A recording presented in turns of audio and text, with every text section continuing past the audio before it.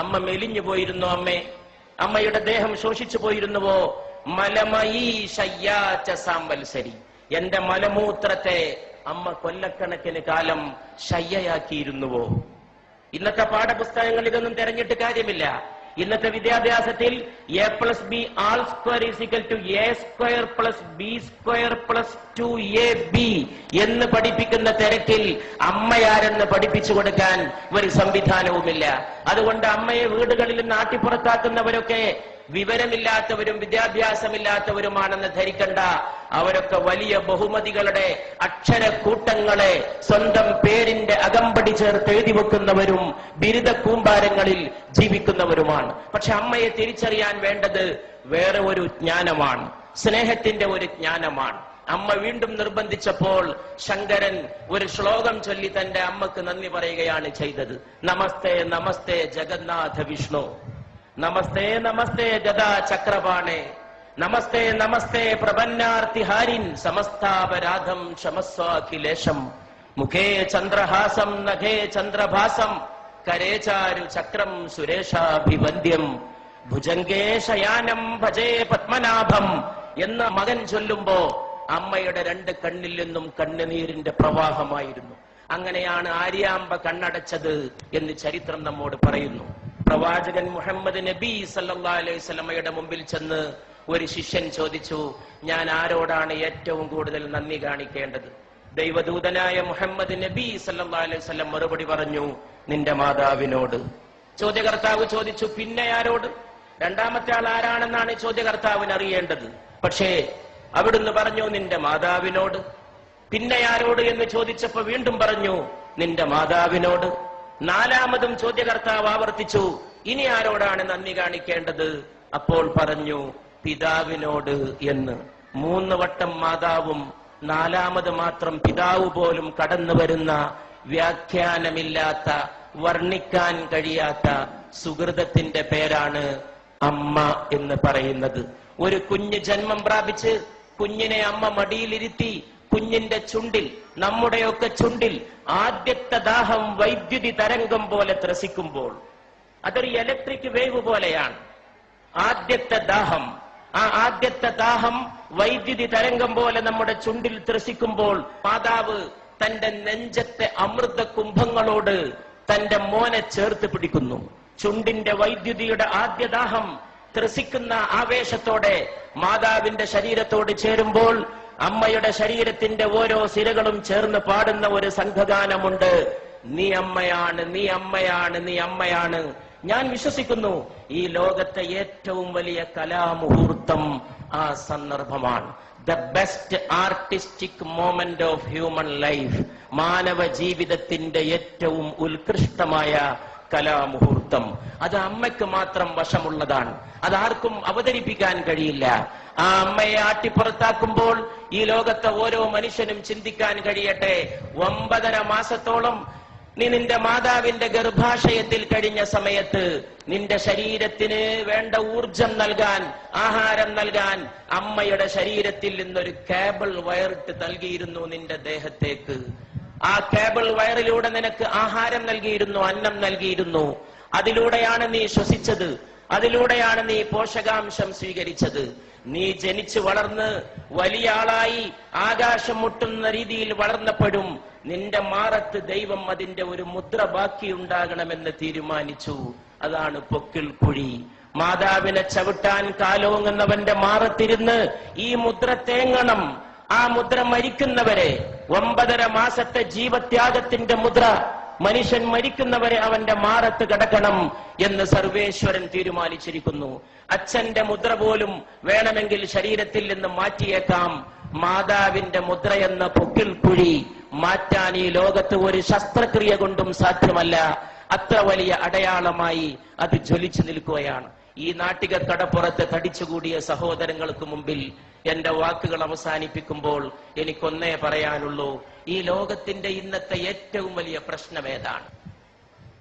ഒരുപാട് പ്രോജ്വലമായ കലാമുഹൂർത്തങ്ങൾ നമ്മുടെ നാടിന് സമർപ്പിച്ച് ഈ നാടിന്റെ കലാഹൃദയത്തെ ത്രസിപ്പിച്ച മോഹൻലാലിന്റെ സാന്നിധ്യത്തിൽ, സത്യൻ അന്തിക്കാടിനെ പോലെ ഒരു നിമിഷത്തെ സ്നേഹത്തെ ഒരു യുഗത്തേക്ക് പ്രസരിപ്പിച്ച ഒരു തൂലികാകാരന്റെ സാന്നിധ്യത്തിൽ, കേരളത്തിന്റെ ഗ്രാമങ്ങളിൽ മുഴുക്കെ മുഴങ്ങിയ കൈതപ്രത്തിന്റെ സ്നേഹഗാനത്തിന്റെ സാന്നിധ്യത്തിൽ, ഒരുപാട് കുടിലുകളിൽ കഞ്ഞിയില്ലാത്തവന് കഞ്ഞി എത്തിച്ചു കൊടുത്ത് ഒരുപാട് മലയാളികൾക്ക് തൊഴിൽ നൽകിയ, സ്നേഹത്തിന്റെ പുതിയ വ്യാഖ്യാനം തീർത്ത യൂസഫ് അലി സാഹിബിന്റെ സാന്നിധ്യത്തിൽ, ഇവിടെ ഈ മഹാസ്നേഹ സമ്മേളനം സംഘടിപ്പിച്ച, അതിനുവേണ്ടി ത്യാഗം ചെയ്ത എന്റെ പ്രിയ സ്നേഹിതൻ, സ്നേഹത്തിന്റെ പ്രതാപം പോലെ ജ്വലിക്കുന്ന പ്രതാപന്റെ, അദ്ദേഹത്തിന്റെ സുഹൃത്ത് റഷീദിന്റെ, അവരുടെയൊക്കെ സഹപ്രവർത്തകരുടെ സാന്നിധ്യത്തിൽ ഞാൻ ചോദിക്കുന്നു, ഇവിടെ ചോദിക്കേണ്ട ചോദ്യം അതാണെന്ന് വിശ്വസിക്കുകയും അതിന് ഉത്തരം നൽകാൻ ശ്രമിക്കുകയും ചെയ്തുകൊണ്ട്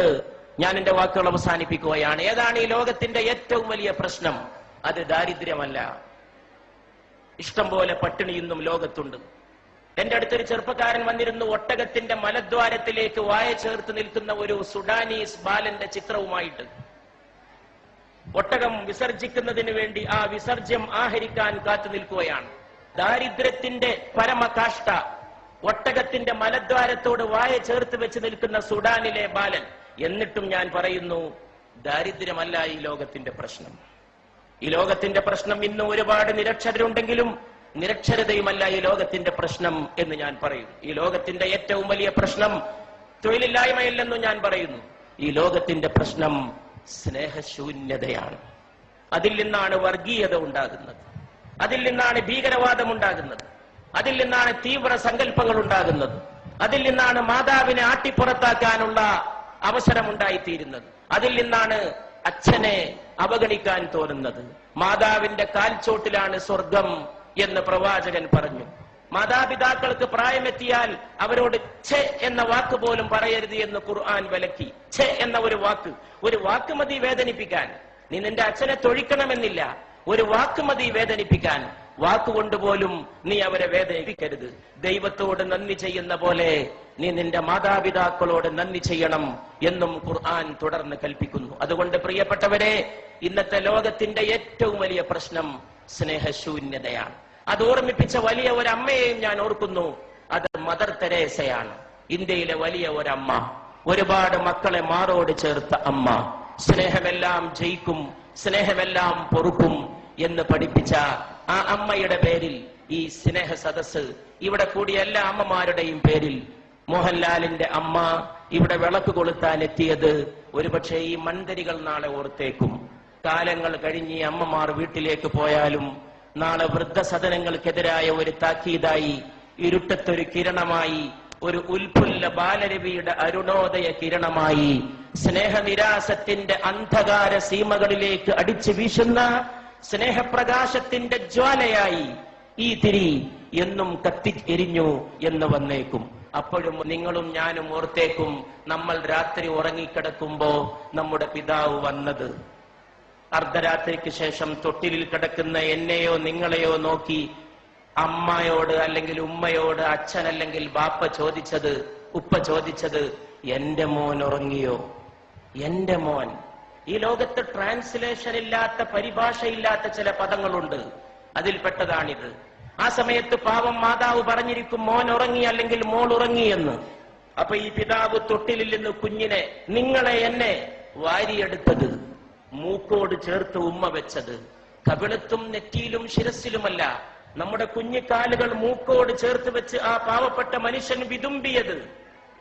അതിന്റെ ഒരു സ്നേഹത്തിന്റെ മുഹൂർത്തം ഓർമ്മയുണ്ടെങ്കിൽ കേരളത്തിലെ വൃദ്ധസദനങ്ങൾ മുഴുവൻ അടച്ചിടാനും അവിടെയുള്ള വൃദ്ധ ദമ്പതികളെ സ്വന്തം വീടുകളിലേക്ക് കൂട്ടിക്കൊണ്ടുപോകാനും ഇവിടുത്തെ മക്കൾക്ക് സാധിക്കുമായിരുന്നു എന്ന് ഞാൻ വിശ്വസിക്കുന്നു. ആ സമയത്ത് ഒരുപക്ഷേ ഏതോ ഒരു കവി വിലപിച്ച പോലെ കാലവും വിലപിച്ചേക്കും.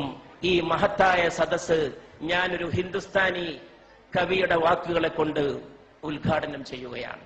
घर लौट के रोएंगे माँ बाप अकेले में, घर लौट के रोएंगे माँ बाप अकेले में. വീട്ടു പോയിട്ട് അമ്മയും അച്ഛനും ഒറ്റക്ക് കരയും. घर लौट के रोएंगे माँ बाप अकेले में. मिट्टी के खिलौने भी സസ്തേ ന ഥേ മേലേ മേ. എന്തുകൊണ്ടാണ് വീട്ടിൽ പോയിട്ട് അച്ഛനും അമ്മയും ഒറ്റക്ക് കരയുന്നത്? മണ്ണുകൊണ്ടുണ്ടാക്കിയ കളിപ്പാട്ടത്തിന് പോലും ചന്തയിൽ നല്ല വിലയായിരുന്നു. ഈ കവി വാഴ്ത്തപ്പെടട്ടെ. മണ്ണുകൊണ്ടുണ്ടാക്കിയ കളിപ്പാട്ടത്തിന് പോലും ചന്തയിൽ നല്ല വിലയായിരുന്നു. മനുഷ്യരെ നിർമ്മിച്ചൊരുക്കുന്ന മാതാവിനും പിതാവിനും ഒരു വിലയുമില്ല. ആ കളിപ്പാട്ടത്തിന്റെ വിലയെങ്കിലും അമ്മയ്ക്കും അച്ഛനും തിരിച്ചേൽപ്പിക്കുന്ന മനോഹരമായ ഒരു പ്രഭാതത്തിന്റെ നാന്ദിയാകട്ടെ ഇന്നത്തെ വൈകുന്നേരത്തെ അസ്തമയ ശോഭ എന്ന പ്രാർത്ഥനയോടെ ഞാൻ എന്റെ വാക്കുകൾ അവസാനിപ്പിക്കുന്നു.